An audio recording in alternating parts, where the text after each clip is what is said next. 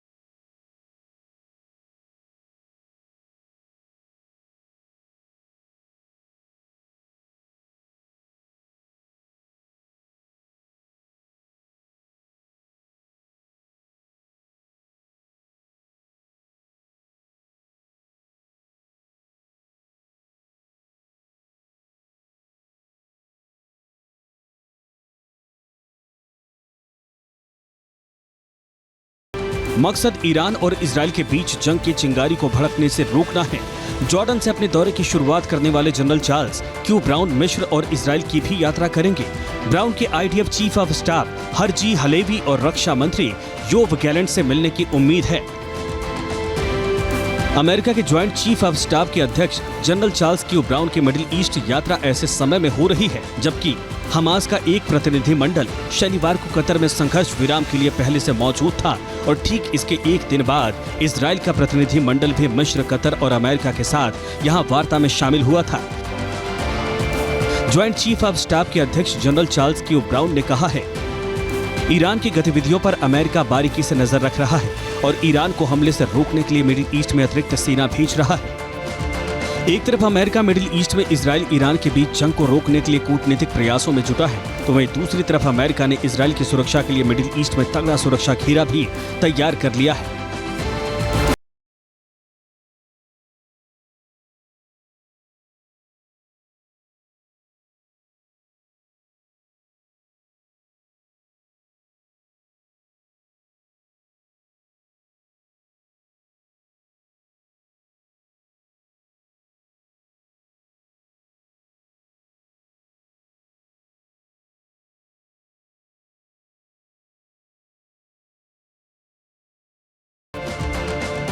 कई सारे ऐसे कारण हैं वर्तमान समय में जिसकी वजह से अमेरिका इस समय इजराइल के पीछे खड़ा हुआ है। जनरली अमेरिका लीड किया करता था और इजराइल इस समय ईरान और ईरान के तमाम प्रॉक्सीज से अकेले लड़ रहा है। सिर्फ अमेरिका का बैकअप ही है जो उसके साथ में है। तो ये बदली हुई स्थिति है। इस बदली हुई स्थिति में अमेरिका एक बार फिर से अपनी प्रेजेंस को फील कराना चाहता है। इसी वजह से वो इजिप्ट, जॉर्डन और तमाम उन ताकतों के साथ बात कर रहा है जो कि अमेरिका से बात कर सकती है। 31 जुलाई को ईरान की राजधानी तेहरान में हमास चीफ इस्माइल हानिया की हत्या के बाद से ही ईरान इजराइल से इंतकाम लेने की फिराक में है। ईरान ने हानिया की हत्या के जवाब में इसराइल पर हमले की धमकी दी है। बीते शुक्रवार को ही ईरान के नए विदेश मंत्री अब्बास अरागची ने अपने फ्रांसीसी और ब्रिटिश समकक्षों से टेलीफोन पर बातचीत में कहा कि जवाबी कार्रवाई करना उनके देश का अधिकार है।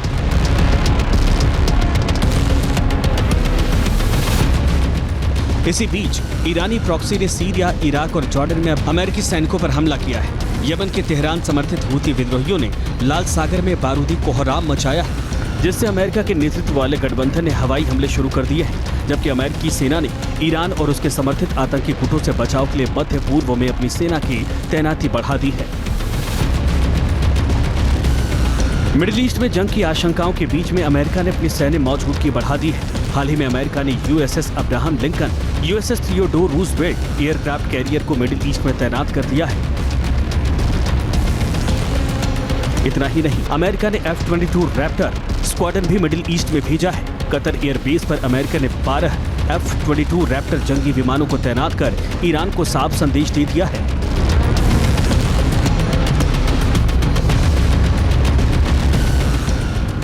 इतना ही नहीं, अमेरिका ने क्रूज मिसाइल से लैस पनडुब्बी की भी मिडिल ईस्ट में तैनाती कर दी है।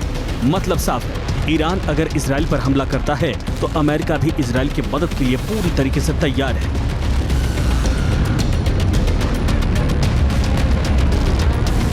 Team news nation.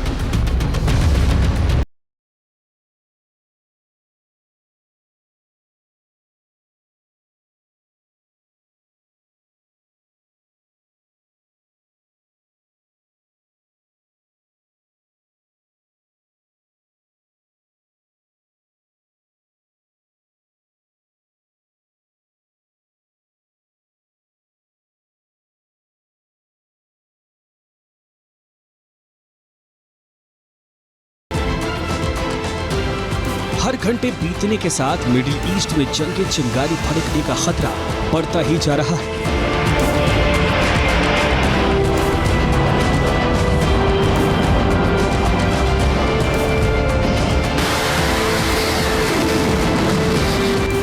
Middle east बारूद की ढेर पर बैठा है।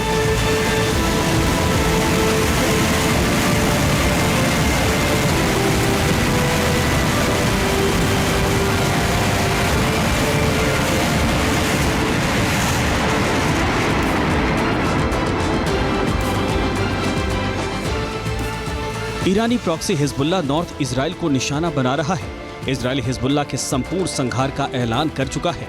चुन चुन कर इजराइल हिजबुल्लाह के आतंकी ठिकानों को तबाह कर रहा है।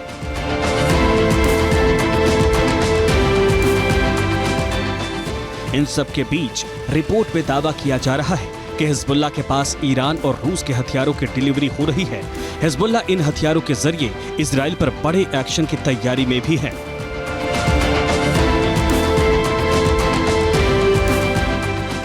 लेकिन मिडिल ईस्ट में इजराइल का मददगार और सबसे भरोसेमंद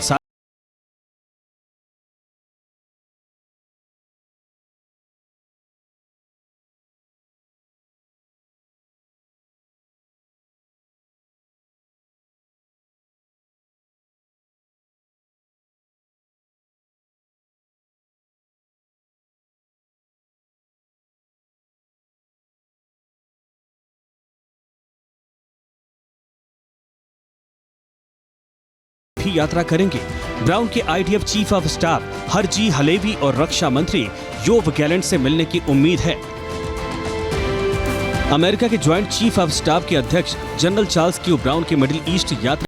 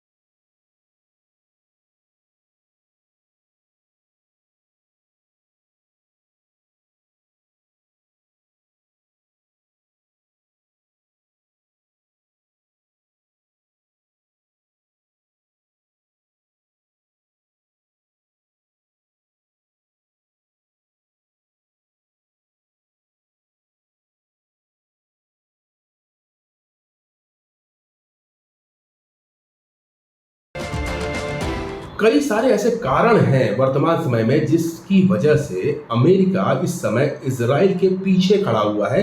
जनरली अमेरिका लीड किया करता था और इजराइल इस समय ईरान और ईरान के तमाम प्रॉक्सीज से अकेले लड़ रहा है। सिर्फ अमेरिका का बैकअप ही है जो उसके साथ में है। तो ये बदली हुई स्थिति है। इस बदली हुई स्थिति में अमेरिका एक बार फिर से अपनी प्रेजेंस को फील कराना चाहता है। इसी वजह से वो इजिप्ट, जॉर्डन और तमाम उन ताकतों के साथ बात कर रहा है जो कि अमेरिका से बात कर सकती है। 31 जुलाई को ईरान की राजधानी तेहरान में हमास चीफ इस्माइल हानिया की हत्या के बाद से ही ईरान इजराइल से इंतकाम लेने की फिराक में है। ईरान ने हानिया की हत्या के जवाब में इजराइल पर हमले की धमकी दी है। बीते शुक्रवार को ही ईरान के नए विदेश मंत्री अब्बास अरागची ने अपने फ्रांसीसी और ब्रिटिश समकक्षों से टेलीफोन पर बातचीत में कहा कि जवाबी कार्रवाई करना उनके देश का अधिकार है।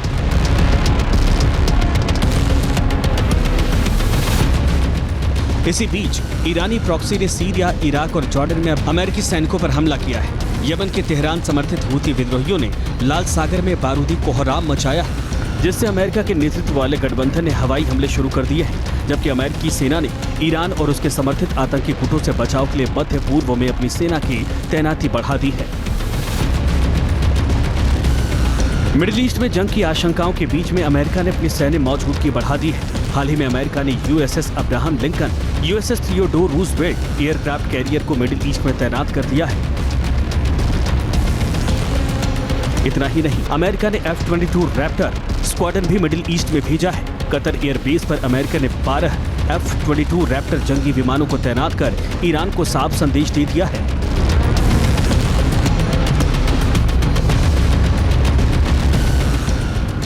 इतना ही नहीं, अमेरिका ने क्रूज मिसाइल से लैस पनडुब्बी की भी मिडिल ईस्ट में तैनाती कर दी है। मतलब साफ है, ईरान अगर इजराइल पर हमला करता है तो अमेरिका भी इजराइल की मदद के लिए पूरी तरीके से तैयार है।